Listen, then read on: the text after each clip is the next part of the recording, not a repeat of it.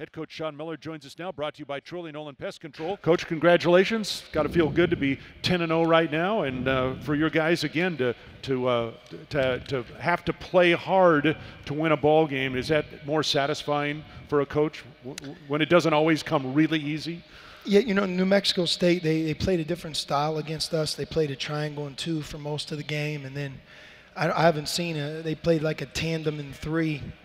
I haven't seen that, honestly, since I was in about sixth grade. I remember that they played that. You don't see that a lot in college. But nonetheless, that's what they did, and we had to respond to it. And that was the beauty of it, something that's unexpected, something that, you know, we may play 40 games, and I know we won't see defense like comprehensively, but you're not going to see triangle and two a lot. You're not going to see tandem and three. They mixed in a 2-3 zone. They had a diamond press, a soft 2-2-1 press there, and then they played some man-to-man at the very end. But because they threw the kitchen sink at us, it forced our players to kind of have to rely on each other. We made some mistakes. There were times where it didn't look right because you're not used to playing against the defense like that. But as often is the case, once you get used to it, there's a reason that those defenses aren't played. And I thought, you know, the 74-48 margin is something that we feel good about. They shot 52%.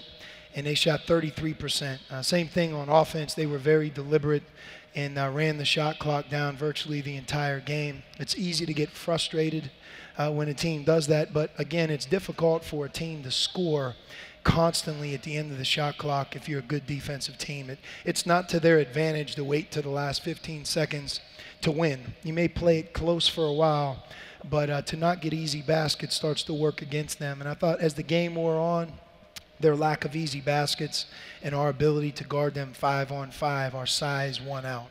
I thought Rondé Jefferson for us was the best player in the game. He made some timely good plays, and Caleb really should take him out for dinner. You know, 5 for 5 from the floor. I think he might have assisted Caleb on 3 or 4 of those. So for the most part, I think 13 turnovers is too high. We still have those turnovers in transition that really frustrate everybody, the crowd, the coaches, the team, because when you have a number advantage and you turn it over, those are the ones that really can beat you. So we have to work on those types of things, but like you said, we're 10-0.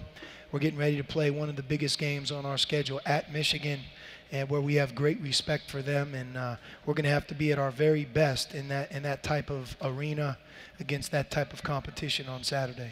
When you talked to your team earlier today, you talked about them having to be aware of the two inside defenders for New Mexico State, Bular and Napawe, 6'10", 7'5", but and yet your team was so effective in the paint here tonight. What in particular did they do well down low?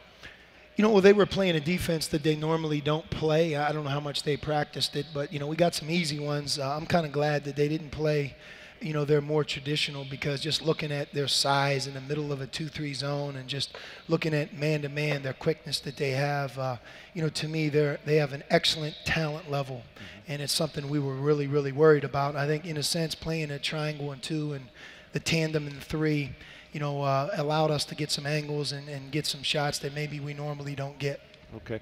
Rhino was mentioning, you were talking about Rondé Jefferson earlier, and Rhino was mentioning he does a lot of things that don't show up in the box score, getting hands on balls, etc., but things that I'm sure that you chart. I mean, what do you see him, away from the numbers that we just look at there, what else is Rondé doing to affect the game? Everything. You know, he right now is one of our best offensive rebounders. He's relentless. I thought he had 3 or 4 great passes tonight. Defensively, he's getting better and better with every day of practice because he's working really, really hard at it. And you start thinking about that, a lot like Aaron, they're very versatile in their approach. But, you know, tonight, Rondé and Aaron really were never guarded. They didn't guard either of those guys. And I think it's difficult to not guard 2 players as good as both of them are. Okay. One final thought on your team's defense in particular in the second half. What was most effective to slow them down? Just staying with it. You know, we really had to only guard them for about 10 seconds each possession, because the first 15, 20, 25 seconds was just kind of that, what you would call false motion, just dribble weave or whatever they were doing. I thought we got hurt on a couple duck-ins, which, again, you learn something in every game.